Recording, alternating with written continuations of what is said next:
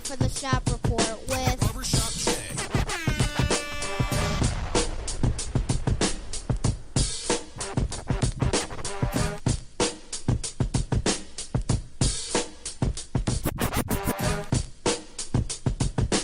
What up, sports fans? Welcome to the Shop Report. It's your main man, Barbershop Jay. I'll be your host for the day.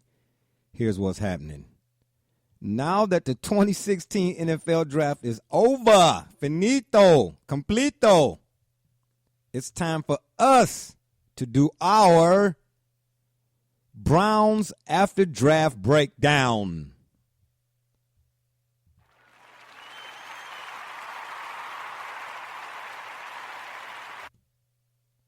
Look, we understand all too well that past performance doesn't dictate your future. But it's just as important to know your history or be doomed to repeat it. Now, how is it that we're saying anything wrong about this regime? Albeit new and different from the other ones, how are we saying anything wrong? So forgive us if we're not all gushy inside over another Browns regime change, who were once again overflowing with a multitude of picks, 14 in total, I believe. Now, from a strategic standpoint, the Browns trading down makes sense. Anybody arguing that? We understand logic. But I'm saying history says for the Browns, trading down might not be such a good idea. How about stand pat, pick where you at, if only for the sake of doing something different? Didn't Ray Farmer last year have a multitude of picks? Haven't the Browns gone through 472 NFL coaches and front office folk? So don't be mad at us, so to say, or so to speak, because we're taking a wait and see approach. Even though this regime is new, so too were the others before this one. But the end result has always been the same since 99 anyway.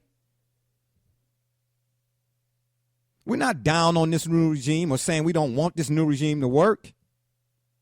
But we're not saying that it will based off of a hunch.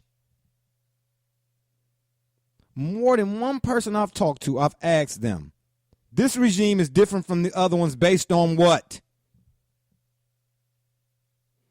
And not one person can tell me what they know that this regime did prior to, but they can tell me what all the other or what the other folks say that this regime did.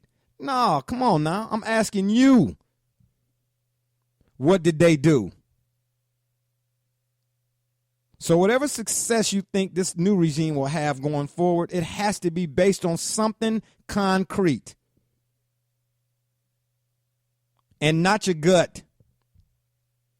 A multitude of picks does not equate to success as an organization. Or on the field, if whomever was doing the picking hasn't got a clue. I own a restaurant. I'm getting ready to hire a chef. I hired this chef based on what he say and his resume. I sent him to go get groceries, and he come back with 25 cans of tomato paste. So it ain't so much who doing the cooking, it's who doing the shopping. And I look at the resumes of this current regime, in particular the coaching staff, and I say to myself, yes, they've had some success, but realistically speaking, it's been marginal. I don't knock what Pep Hamilton did with Andrew Luck, or what Hugh Jackson did with Andy Dalton and Joe Flacco. But Joe Flacco aside, because he did win a Super Bowl, Andrew Luck was probably tops in the league in fourth quarter comebacks the last 2 years. Yay! until I turned around and looked at he the reason why they was in the position for him have to come back in the fourth quarter. All the interceptions he done threw. So which one weighs more than the other? You tell me. Andy Dalton, although the sampling size may be small,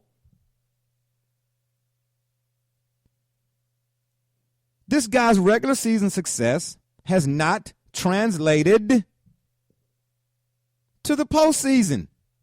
Had they not had the Bengals, that is, had any success this past postseason, Marvin Lewis would have been out. Then what? What did that say about his coaching tree? Again, not knocking Hugh Jackson, who's now at the helm of this current Browns organization or this Browns team, who I believe in his best year went 8-8 with the Oakland/LA Raiders. All right, that's good. That's fine. I can deal with that. But the way as long as the Browns have been mired in the muck, for as long as they've been mired in the muck, let me say it that way, we need better than average. I know some of y'all around here will accept average.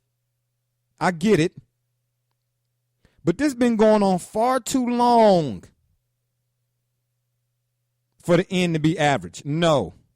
You got to do me 3 better than that. You got to expect more. Because realistically speaking, because that's what we deal with here, reality, not fandom. We don't let that get in the way of reality. You still got to wait 2 years, if not 3, to find out if this draft and any other draft, what it's really going to be. So we got to wait 2 years, or Browns fans got to wait 2 years, maybe 3 again, to see if they got what they think they got this year. Meanwhile, you're still paying full ticket prices. Where's the logic at in that? Did the Browns draft for need or best available? You can need a tight end and then take one who can't catch. Or you could go get the best available, a wide receiver, a big wide receiver, and then turn him into a tight end. For instance, let's say the Browns had stayed at 8th. And on the list of top 100 players or prospects coming out into the draft, they selected a guy 40th. Yeah, he's in the top 100. But do you think maybe you should have tried to go get a guy who maybe was maybe in the top 10 out of the 100? And I'm not really saying that is an ain't or make or break. No, I'm not. Because ultimately, if you're in the top 100, then that's saying something. Top 100 prospects, that is.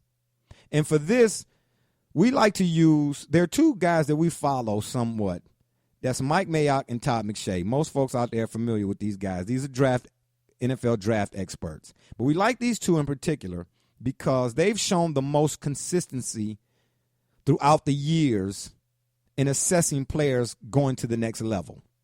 So we're using Mike Mayock's top 100 to do our breakdown of all the selections that the Browns made. But of these top 100, if those players that Browns drafted are on the 100, did they get impact players?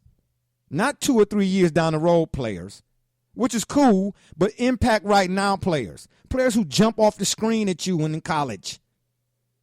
Players who have at least one NFL next level translatable. Guys like a Dez Bryant or Vontaze Burfict or Terrell Suggs or Ray Lewis or Aaron Rodgers or Russell Wilson.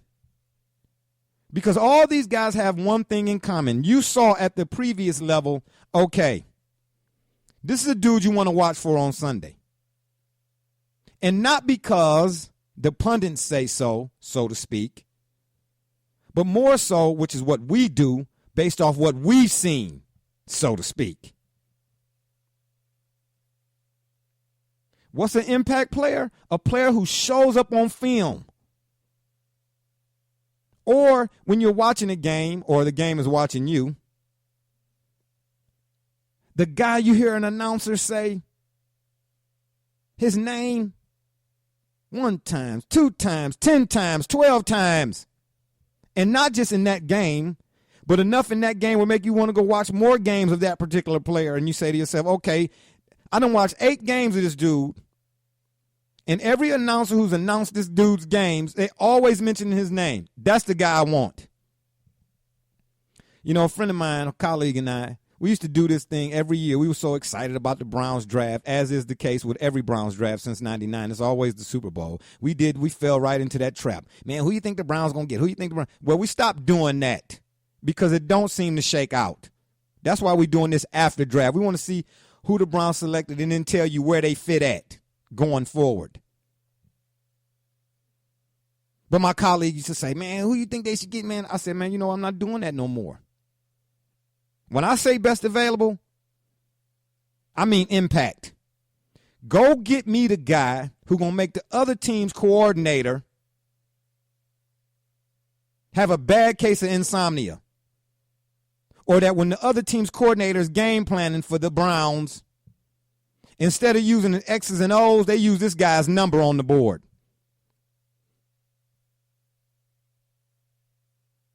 Now, if you the guy who know how to shop, then you're going to find them guys, and them guys is going to make way from day one. So, did they get impact players? We about to tell y'all. Because the Browns were last in the NFL in team red zone scoring percentage in terms of touchdowns. Because how many times you watch the Browns game and you heard an announcer say, "Man, you got to come away with 7s, man. You can't keep coming away with 3s." 38% red zone touchdown efficiency. So, of course, on offense, who did you get to change that this upcoming season? Not in 2020, this upcoming season. And then on defense, who did you get to be able to get you off the field on third downs, where the Browns, again, were last in the NFL. They were 35th out of 32 NFL teams in getting the opposition off the field on third down. Yeah, I'm being facetious and cynical, condescending. All I want y'all to do is tell me if it's trending. But you get where I'm coming from? And then how much stronger is the resume of this Browns new brain trust than those of its predecessors? Yeah, I get it. Again, you got high hopes for this new. It's new, it's brand new. We're going to start all over, la, la, la, yada, da, blah, blah, blah, blah, blah. But where at in this hierarchy of the Browns? Is there more knowledge or more experience than a Romeo Crennel, so to speak? What's different? I'm going to let y'all tell me. So, with all that being said, we go into our breakdown. And just to give you a brief synopsis, summary of how we do this, we take who the Browns picked, where they were picked, and see if they fit on Mike Mayock's top 100. Now, again, if you're on the top 100, that's saying something.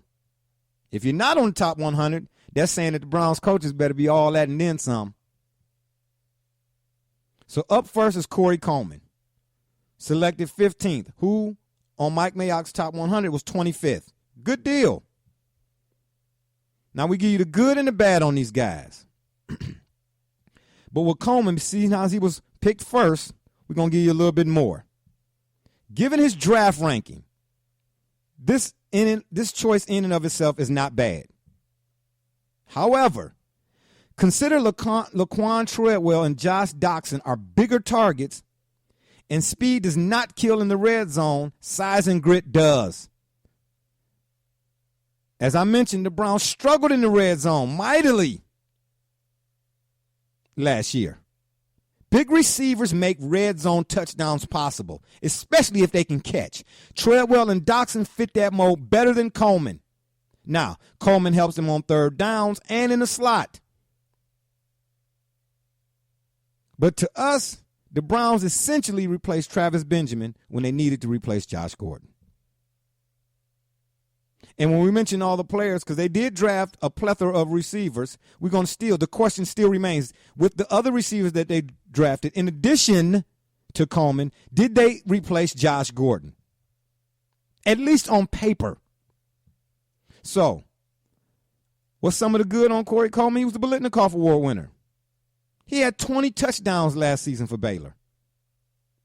And he accounted for 39% of Baylor's offense. That's fine. That's all great. But now here goes some of the bad. His hands are a concern. How can your hands be a concern in any shape, form, or fashion, and you are a Biletnikoff Award winner? He fails to catch the ball away from his body.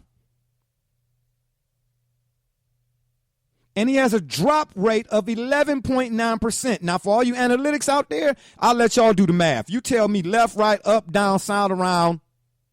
Take from them 20 touchdowns and come on back down to the ground. Get out of the clouds. Now, that don't mean he ain't going to be good or he going to be bad one way or another. I'm just saying, you can't take his good and use that as for the entire weight. Or to say, well, he did all of this, so that's why he going to be X, or that's why he going to be that. No, you got to weigh them both. Which in the end, we say wait and see. With the 32nd pick, Emmanuel Ogbah, defensive end, Oklahoma State. Now, me in particular, I wanted Charles Tapper, the DN from Oklahoma. Because even though I didn't get to see all of the Browns picks play, I go by the eye test. And for the most part, I did. And I've had enough of a sampling size, I believe, to say this guy jumped off the screen and he's that announcer guy I'm telling you about. But Emmanuel Ogbah wasn't that guy. Although he was 29th out of the top 100, the good 17.5 tackles for loss in 2015. He can play both end positions, good at turning the corner. That's an NFL translatable. Because we all know the Browns DNs, defensive line, whatever you want to call it, struggles mightily with the pass rush. But then the bad, inconsistent awareness. Man, you got to be, regardless of your position in the NFL, you have to be able to diagnose. 1,000. See it, go get it. Guy got one speed, they say, and he has trouble shedding blockers. Again, let's wait and see. With the 65th pick, the Browns took Carl Nassib, who was 50th on the top 100. Again, good thing. I had a chance to see this guy play more than once. I feel like this guy got something to prove, which is a good thing for the Browns. Because I've said before, the Browns, see, I go far back enough. I remember the Red Right 88, Brian Sipe, NFL MVP. I remember all of them days or whatnot. And I've long since said, and then the Browns in the mid-'80s, of course, with Slaughter, Kozar, Mack, Biner. Yeah, you all get it. The Browns don't do well from a singular or with a singular type player. You all know what I mean. The one that the Browns try to buy, i.e. Andre Rison. They have their success, or they had the most success when the collective was in play. Guys who work together and then a star maybe emerged. Whereas you get a star and then put a team around. That don't work here. It may look like it, but no, it don't work in terms of the end result. He's instinctive, this Carl Nassib, and he was the nation's sack leader last year. Now, that's very interesting. But the bad, he's a one-year wonder. So now the onus is on the Browns coaching staff. You picked him, coach him up. He's a grab and drag tackler. Oh, my gosh. We've all seen that before here in Cleveland, I'm sure. Whether it's linebackers, D ends, front ends, back ends, stabilizer links, it don't matter. We've seen Browns defensive players chasing a guy after a 40-yard gain. And the guy has a low motor. So again, as you hear us saying quite often with all these picks, wait and see. With the 76th pick, did I say that right? I almost bit my tongue. Ouch. The Browns select Sean Coleman. He was 80th on the top 100. Offensive tackle out of Auburn. This guy plays well in space. Now, I don't know how much stock you place into college football conferences, but there seems to be this love for the SEC in terms of degree of difficulty. So, level of competition. If you think the SEC is what the SEC is, then you got to give a guy a check mark because of what he did or being that he played against the level of competition that was greater than, let's say, a FCS type team, a North Dakota State. And I did want Carson Wentz, by the way. But anyway, he plays well in space, and he gets to the second level quickly. Now, you got to have that in offensive lineman. I see him as a guard. Left or right, I'm not sure, but I see him as a guard, not necessarily a tackle at the next level. But they're bad, as in bad footwork. Huh? And he leads with his head down. So, again, which one you going to go with to say this guy's going to be X, Y, and Z? Or this guy ain't going to be that? You can't. So, again, wait and see. And with the 93rd pick, a pick most folk kind of focused in on, Cody Kessler, the quarterback from USC. Now, this guy is Hugh Jackson's guy. Why? Because he said, trust me on this one. So I got to do a little research, do a little reading, and I found out maybe the basis for why Hugh Jackson said, trust me on this one. Because without looking this guy up, and I did see him play more than once, but not enough to see what I'm getting ready to tell you about him. And then why, again, Hugh Jackson said, trust me on this one. Because with that alone, Ray Farmer said that last year when it came to Manziel, trust me. Okay? So we've been there before too, right? This guy had a 65% completion percentage as a 3-year starter. But then so too did Brady Quinn at Notre Dame. So I don't know how much stock you place in that. But then here's another one that's very interesting. He had a 70% completion percentage from the pocket. All right. Okay. I'm intrigued. But last but not least, which I think and I place more weight upon, he has a presence in the pocket. Ding, ding, ding, ding, ding, ding, ding. NFL translatable. Will it? Still don't know. Does it? Should. In the end, wait and see. But now here's some of the bad. He lacks the deep ball arm strength. Now wait a minute. If I seem to recall that the Browns, didn't they take a Corey Coleman? And I'm only mentioning him just because in relation to Kessler, because he's supposedly going to be the Browns' future at quarterback. How do you go get a deep threat on one end, but go get a guy who can't throw the deep ball on the other end? And I asked some Browns fans, are you all factoring all this stuff in when you say the Browns are going to be what they ain't going to be, or they ain't going to be what they used to be? Okay. So, yeah, Hugh, trust you on this one? Yeah, I'll wait and see. With the 99th pick, oh, and by the way, Kessler was not in the top 100. Just thought y'all should know that. With the 99th pick, the Browns select Joe Schobert, outside linebacker, Wisconsin. He was 90th on the Mayock top 100. Now, I did get a chance to see Schobert. And again, if you're in that philosophy or that school of thought about the, conference, the Big Ten to me is still a serviceable conference. That's not a really good word. I'm the Big Ten is still, a big daddy when it comes to college football. Let's say it that way. So the level of competition is there. Some of this guy's strengths are, and I saw these things. They showed up, to me under that eye test. He understands his assignments, and he covers the tight end better than any line. And when I say covers the tight end, he did it fairly well. But that's saying a lot when you come into the Browns, because we've had linebackers and defensive players who, when it was their assignment, could have been a safety, I don't know, whoever it was, to cover the tight end. They do an atrocious job since 99. We're talking over 16-some-odd years they ain't been able to cover the tight end. They can't even cover up their kids with covers. These guys so bad. So any player who can cover the tight end at the previous level, I want him the Browns should, get him just because of that.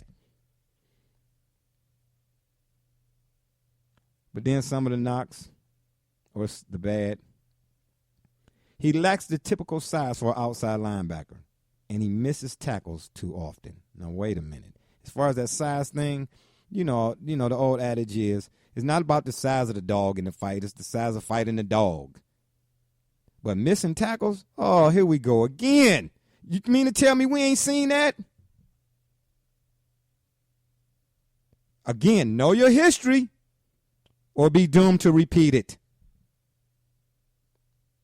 We've seen that before. Wait and see. Ricardo Lewis, with the 114th pick, wide receiver out of Auburn, who not in the top 100. Some of the good field vision, runs the entire route tree. Ding, ding, ding. Next level translatable. But some of the bad, focus drops. Huh? So how can you know where to go on the field? Because to me it sounds like he's the kind of receiver who, and I did get to see a little bit of him, not a lot, but he's the kind of receiver who not only knows where to go, but know how to get there when you need him to. But how is it that you know how to navigate through traffic, man, and you lose your concentration when you get how? Focus drops? How you not concentrating? Not so sure. What have we been saying so far after each one of these players? Wait and see. With the 129th pick, the Browns select Derek Kindred, free safety out of TCU. Now I've seen enough of this dude, and I'm not of the mind type or the mindset to say this guy reminds me of, or he looks like this, or he looks like that. I don't get into all of that. Can the dude play? This cat had, and he's not in the top 100, but still, I saw this cat. 21 passes defensed, 8 interceptions over the last 2 seasons. A big hitter with field vision. Ding, ding, ding, ding, ding. He's not Roy Williams, the safety for the Cincinnati Bengals a few years back. Big hitter, but couldn't see to go get her. Or should I say couldn't see well enough to go get her. But then the knock on this dude, he misses tackles going for the big hit. Now, I saw that a time or two, too. But you don't inhibit a player's aggressiveness. You kind of mold it, so to speak. But then he got deep ball coverage concerns. Now, I can't say I saw that, but somebody did somewhere. So we got to be looking for that, right? Right? Yeah. But again, wait and see. With the 138th pick, the Browns select Seth DeValve, who's also not in the top 100. Tight end out of Princeton. Now, I didn't get to see this guy at all.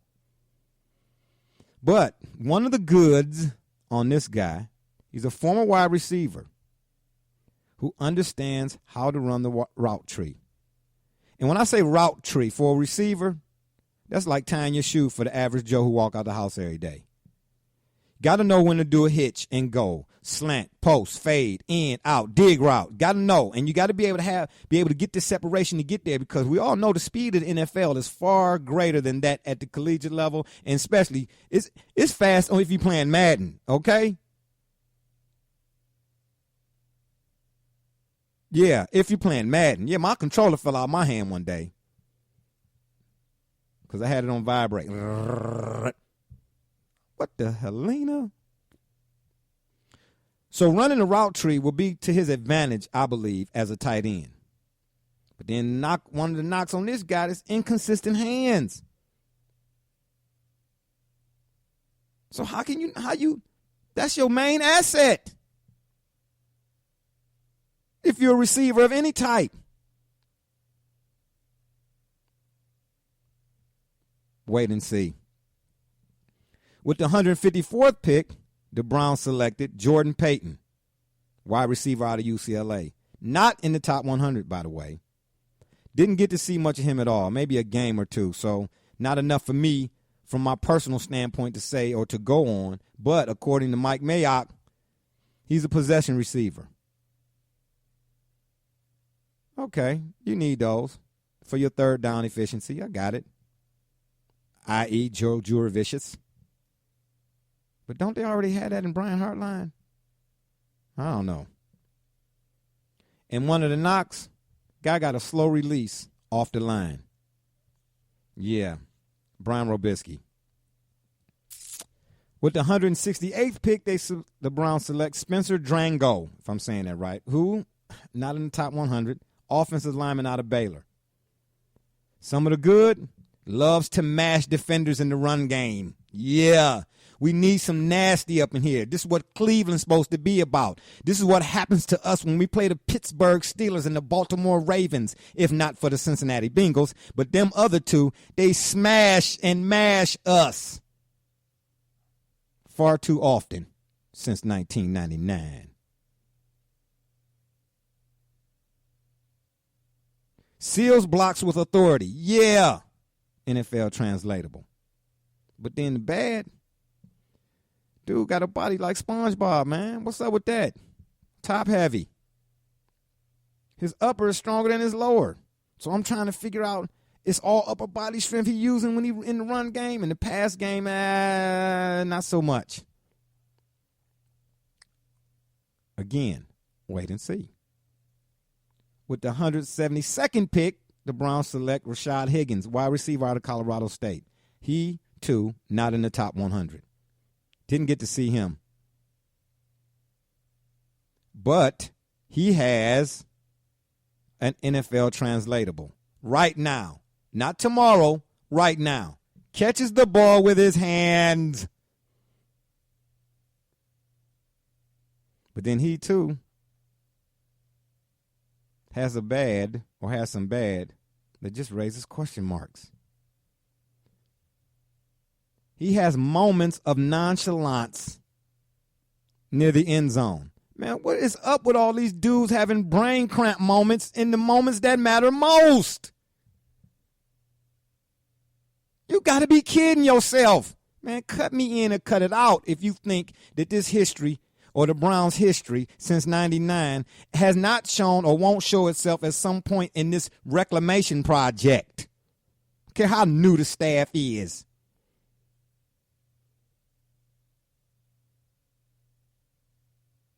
The newness has nothing to do with the effectiveness just because you want them to. Nonchalance near the end zone. Man, go have a seat. With the 173rd pick, the Browns selected Trey Caldwell, who also not in the top 100. Defensive back, Louisiana Monroe. And y'all notice on the last one, I ain't say wait and see. Well, no need.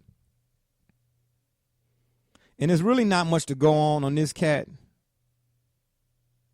because I didn't see any of Louisiana Monroe games. I'm not going to even lie to you. I'd lie for you before I would to tell you the truth. But as of right now, according to Mike Mayock and a few other pundits, this guy looks to be no more than a special teams contributor. But then so was Terrell Davis at first with the Denver Broncos. And we all know how that turned out, so we shall see. Ta-da! Wait and see. With the 250th pick, the Browns selected Scooby Wright, linebacker out of Arizona, not also in the top 100. Darn. Now, I got to see this guy play. I'm a little biased towards this guy. I ain't going to even lie. For a couple of reasons. One, I got a family in Arizona. So, I was privy more so to this guy and watching him than most of the other guys aforementioned. But this dude, he show up on tape. So some of the things being said about him, I could see. Has elite instincts. And unlike some Browns players, or shucks, now that I think about it, I can't remember any Browns player in recent memory being able to do this. He times the snap of the ball well. Let me make sure I get my L's out. Yes, times the snap of the ball well.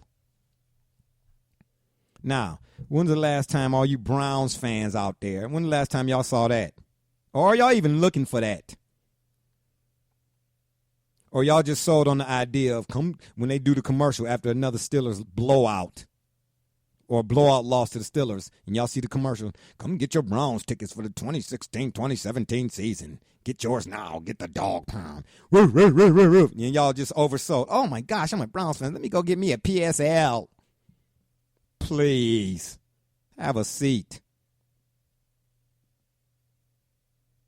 But then some of the bad on this dude plays too upright at times. And he gets caught guessing. That's correctable. But then here's something I don't like. And I did see this a time or two. Too many arm tackles. See what I'm saying? So are the Browns drafting guys that they've already had or we've already seen in regimes past? Or that their predecessors drafted? Or do we just totally dismiss the things that we don't like and just roll solely on the things that we do like? That's crass and shallow. Yeah, it is. Whether you like it or not, whether you're a fan or not, and it's okay to be, but don't let go of reality and then wonder why you're still stuck in misery. Y'all heard it from me. We done with the Browns breakdown. Going forward, you going to make some noise or you going to still be a clown? You tell me.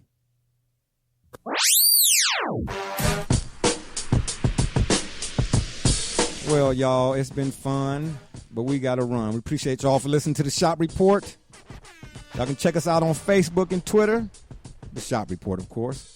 Or shoot us an email. Let us know what you think. theshopreport365@gmail.com. And remember, the next time you want to know what's really going on, come to the shop, man. Walk-ins are always welcome. Holla.